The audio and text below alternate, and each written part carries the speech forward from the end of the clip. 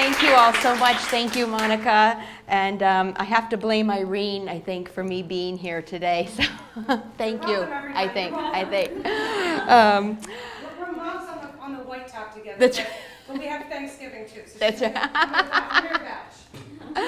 right. So thank you so much. So I'm not quite as good as the other speakers. I have notes that I have to refer to as I talk. But have you ever received a phone call that changes your life? Yes. That really is not just the day-to-day things, but the way you perceive something and the way you think about something. Well, I too received one of these phone calls. It was December 28th, 2010. It's that week between Christmas and New Year's. A lot of nonprofits are closed. I was currently working as a nonprofit consultant to several small groups here in Baltimore. And I received a call from someone at United Way.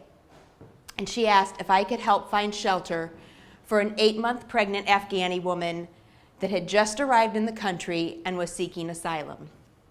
So I said, sure, why not? As my husband said, why can't you tell people you'll call them back? He couldn't understand. So I wasn't sure how I was going to help her, but I said yes. And one of my groups that I had worked with is a group of Catholic nuns here in Baltimore. And I called the sisters and I asked them if they would consider taking this woman. Now I assured the sisters that as soon as the holidays were over, I would have a place for her and that she was only 8 months pregnant. So we had a good 4 weeks, and being the mother of 2, I assured her, you never go early on your first. Don't worry, sister, we will not have a baby at the monastery.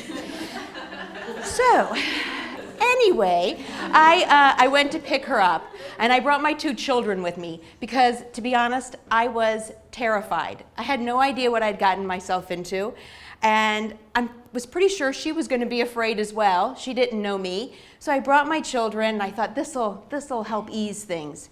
And then I did what we Americans like to do when we talk to someone who English is not their first language. We talk slow, really loud, and I used my hands, and I introduced myself to her. And she looked at me, and she said, thank you so much for helping me. And I still get choked up because it was in perfect English. And I knew at that moment when we looked at each other that we were on this journey together, that we were doing this together. I didn't know what the journey was. I had no idea, but I knew we were going to do it together. So I bring her up to the monastery, and the sisters welcome her with open arms. Hospitality is definitely their game, so they welcomed her. We immediately realized, though, we didn't have the resources to help her. One of the most basic things is she had no winter clothing. She didn't have a winter coat. It was December 28th. But she needed an attorney to help her through the asylum process, and she was going to need medical care. So within 24 hours, using our networks and our community, we had all of those things and much more for her. And thank you, God, we had gotten the medical care, because 6 days later, she had the baby. So there we were, known each other a week, have a new baby together, and not really sure what to do. But I knew that from the energy and the community that was there supporting her, that we were going to be okay. We were going to be able to do this. And I know this sounds, especially this time of year, like sort of a modern day Christmas story, and maybe this is a fluke and a once in a lifetime kind of thing. But the fact of the matter is, during my 12-minute speech here today, 180 individuals will flee their homes. During the 4 hours that we're here, 3,600 individuals, men, women, and children, will have to leave. December 5th, 2013, the 24 hours that make up this day, the UN estimates that 23 individuals will flee because of war, torture, or persecution. This was not a fluke. This happens every day. So I want you to imagine for a moment that you are an asylum seeker, that you have to flee, not because you want to. You're not looking at a map saying, gosh, Love to go to Baltimore. It'd be great this time of year. I think I'll head over there. You have to flee because your life is in danger. You don't want to go, you have to go. Your life is in chaos. Maybe you've already been tortured, maybe raped. You've seen family members killed. You have to leave. You don't know where you're going. You're only going for safety. You'll never return to your country. You'll not return to that house. You probably won't see most of your friends or family again. And that job you've had or that college you got into, it's over. You don't have that any longer. When you get here, while you may have been an attorney or a nurse or a professional athlete back home, when you get to your place of safety, you are simply another immigrant that doesn't know anyone. It's a new language, it's a new culture, and you are starting over, rebuilding your life. The asylum process here is not easy. It's a long, lonely process. On average, it takes about 2.5 years from when you arrive to when your asylum decision is made. During that time, you don't get any government benefits. And even a work permit can take 18 months or longer. And we see it on average taking much longer than that to get for most asylum seekers. So that whole time, you're struggling to learn a language, to learn a culture, to support yourself. What do you do? What's that first step that you take? We know that all these women are survivors. They came from Afghanistan and Congo and Rwanda. We know they can survive, but what do they need from us to thrive? And that's where community building comes in. There's a Mazda commercial that's called the Game Changer commercial, and it shows this athlete, Dick Fosbury, who was the first high jumper to jump backwards over the high jump. And they said it was a game changer for high jumping because they could jump higher, and now all the high jumpers jump backwards. Well, my hope is that community building is the game changer for asylum seekers and for resettlement here in the US. We've all heard the old adage, you can give a man a fish, or a woman in this case, a fish and she'll eat for a day. You teach her to fish and she'll eat for a lifetime. And I think community building takes that one step further, because if they don't have access to or know where the fishing hole is, they're not going to catch anything. And that's what community building is. Community building is access and knowledge. I found this definition of community building, and I'm sorry, I don't know where it came from. It was online. So if somebody out there watches this and it's their quote, contact me. I will credit you at that point. I have to put my glasses on. This is really the definition that we live by at Asylum Women's Enterprise, or AWE. And it is, reaching community is both intentional and challenging. The group process requires that an individual give up learned defenses and habitual way of behaving.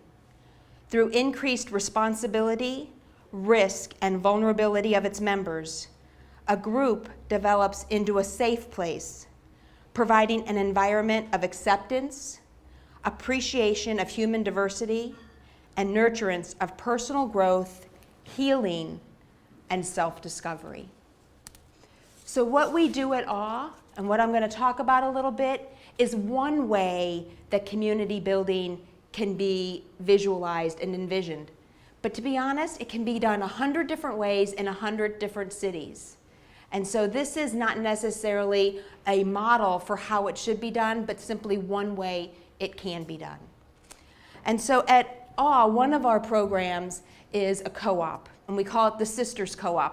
It's kind of a play on words, because we are supported by several women's religious communities of Catholic sisters, but the women call each other sister as well. So we call it the Sisters CoOp. And the women come and they can knit and sew and bead, and we sell these crafts just like here, and actually we sell them downstairs at the Women's Industrial Exchange. But that's the craft is sort of a product that's secondary, because what really happens there is empowerment and community building. we don't teach any skills. So when a woman comes, we don't say, would you like to learn how to sew? Or we say, what can you do? Because we know you can do something. Everybody, so what is that? Let's figure it out, and then let's do it. Let's make it work for the whole group. And the co-op isn't just asylum seekers. It is women that are asylum seekers. It is women that have already received their asylum. It is refugee women. It is women like you and me who live here in Baltimore and have jobs and work and have families and do 100 other things all together. And that's what makes it powerful. And that's where we learn about each other's dreams and desires, and we can network so these women can rebuild their lives. So they're reinventing themselves here in a safe place. They are rebuilding their lives because they now have access to community and to networks. Why is this important to us? Why should we care about this? It's just a few people, just a few women. But the fact of the matter is our community is stronger when everyone is invited to the table and when they are allowed to share their talents at the table. As I can invite you to the table, but if I don't want any of your talent, I'm stepping back. What is that? So that's what we are about. We're saying invite everyone to the table. And that's why this is important. In 2012, there were over 83,000 asylum applications in the US alone. This issue affects all of us in Baltimore and in every major city in the US. That woman I talked about at the very beginning, well, we are almost 3 years later, and her son is almost 3 years old and has grown up with 14 grandmothers, for good or bad. That could go either way. But she has received her asylum. She has received her GED. She has 2 years of community college under her belt, her own apartment, a full-time job, and the thing that she is most proud of besides her son is her driver's license. And she just bought a car. And she did that because of community. She's a survivor. She was gonna survive, but now she's thriving. And it's because she had people that showed her how to access the community college, people that had connections to jobs and networking for jobs. And the bravest volunteers of all were those that taught her to drive. I've been in the car with her. So, but what I want, the idea that I want to leave all of us with, and this goes for asylum seekers or refugees or any community that can be and is marginalized, is that community building helps us to get beyond surviving and to thriving. Thank you.